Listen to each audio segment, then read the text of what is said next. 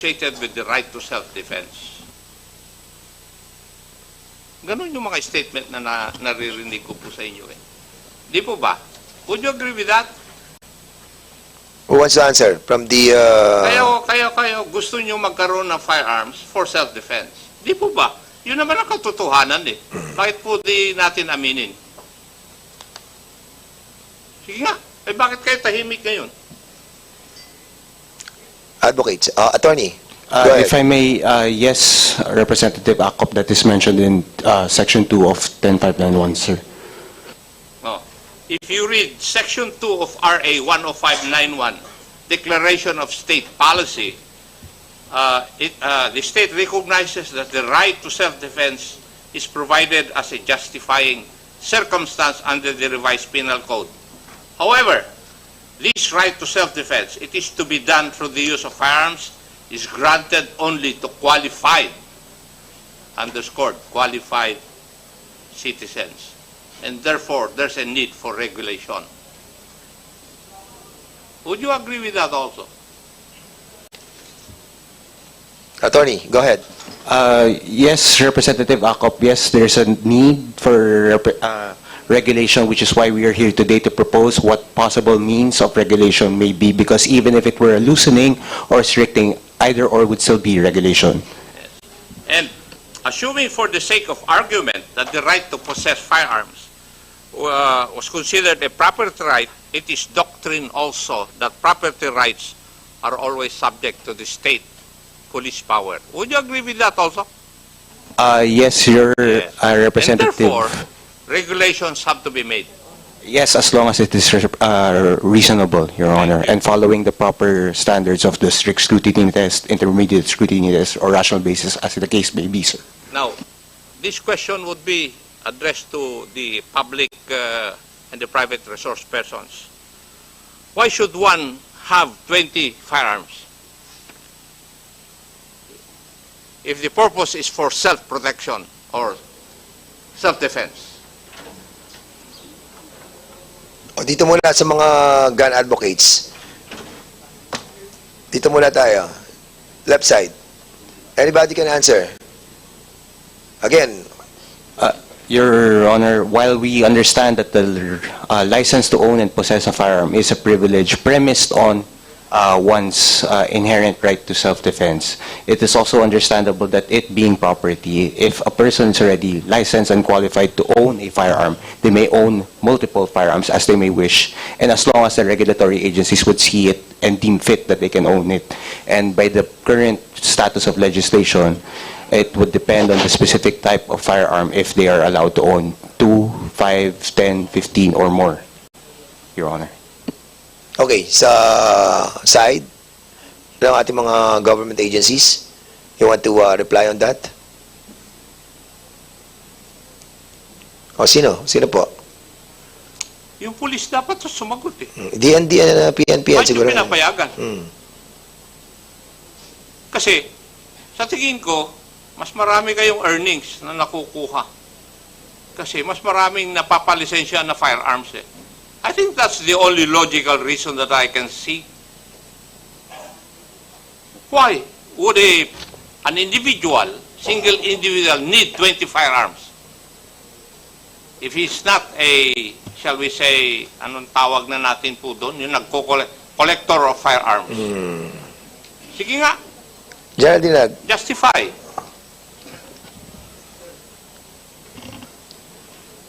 Mr. Chair, we have gun owners or shooters who likes to compete in every category. Merong pistol, merong revolver, meron din pong rifle. But meron din pong shotgun. Pero meron din po talaga, sir, napansin kami na nangongolekta lang po ng mga various calibers ng firearm. Under the law, meron kayong category ng mga firearms collector eh. Di ba? But you are not answering my question. What is the logic behind an individual owning 20 firearms if he is not a firearms collector?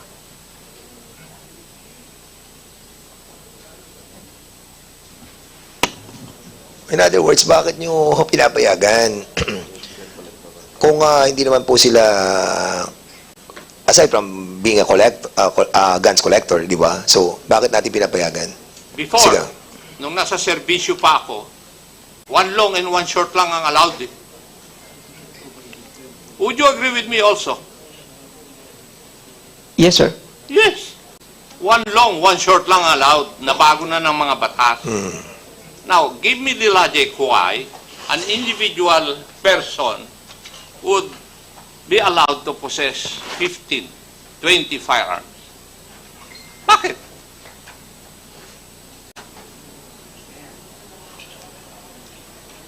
And why would the person need 50 rounds of ammunition, more than 50 rounds of ammunition?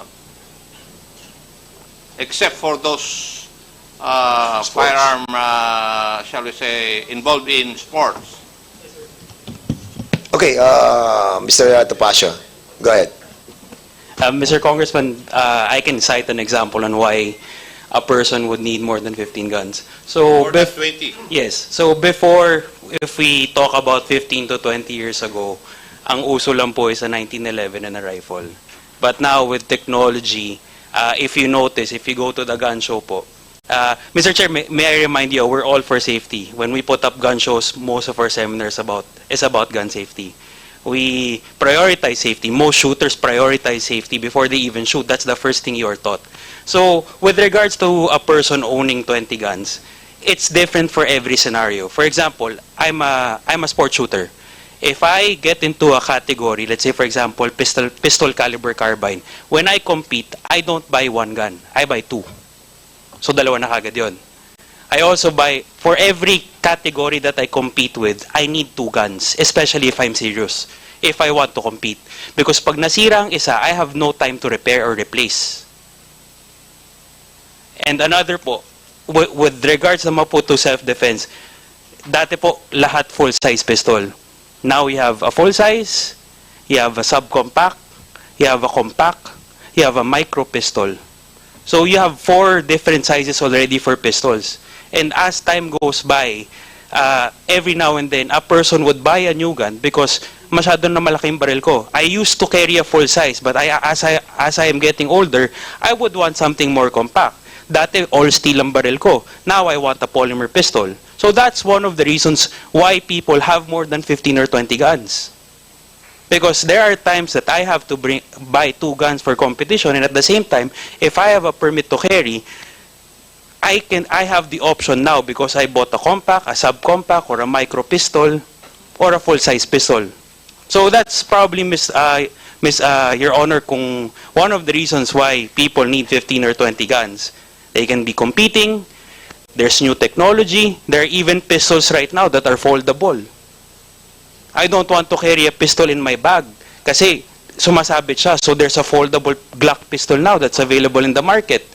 And there's a smaller revolver that's smaller than a micro pistol. So every person who are qualified to purchase a firearm, every person who has an LTOP has the option to buy these guns. And as long as they can pay, as long as they can register their firearms, as long as they comply with all the legal requirements that 10591 and the PNP set, as long as they are able to renew their firearms every time, there's nothing wrong with that. Kasi at the end of the day po, Mr.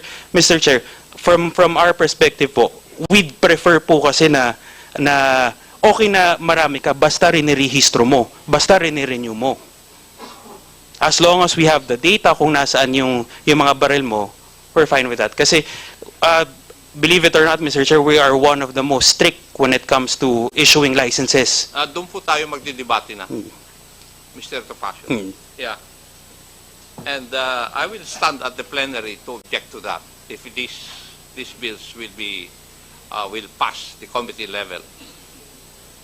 I wouldn't agree na dapat kung po pwede magkaroon ka ng 20 na firearms. Gusto ko na bumalik sa dati.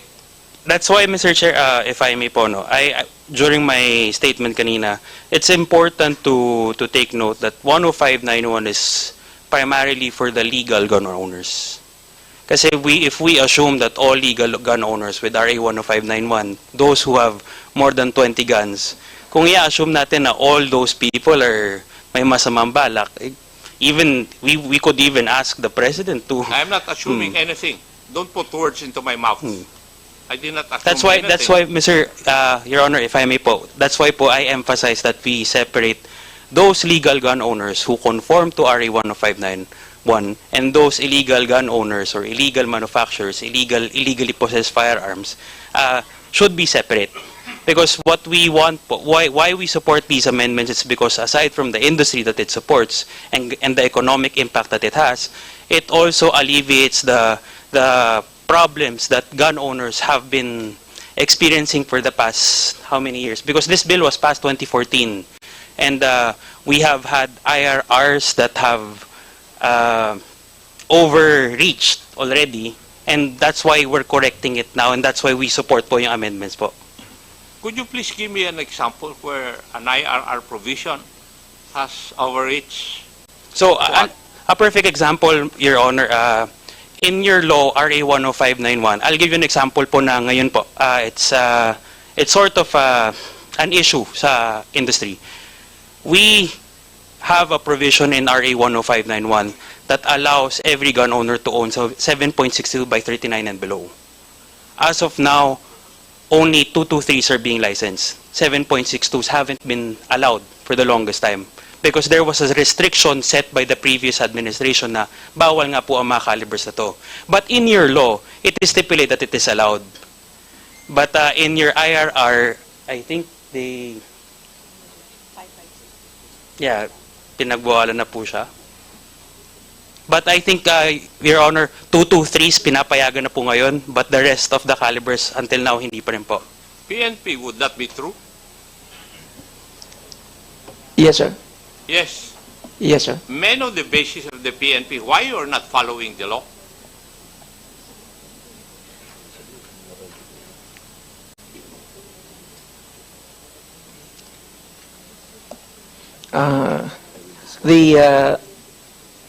The regulatory function of the PNP, sir. Can a regulatory function or provision of the PNP rise over and above the law? Following your logic. No, sir. It's a provision of law, according to Mr. Topacio, and you agreed to it. Why are you not following the law? But, sir, going back to the provision on licensing firearm, that this may be licensed to qualified individual, sir. And at times, sir, yun nga po, If, Colonel Dilag, if it is expressly provided by law and your IRR doesn't say so, it says otherwise, I think that's ultra vires. And the good lawyers would agree with me. Di ba? yes, sir. Bakit hindi nyo sundin yung batas? Are you trying to tell us that you are defying the intent of the framers of that law?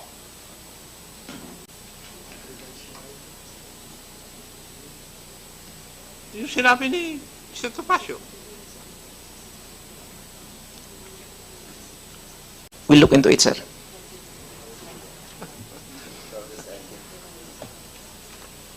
Wala na, Mr. Chair.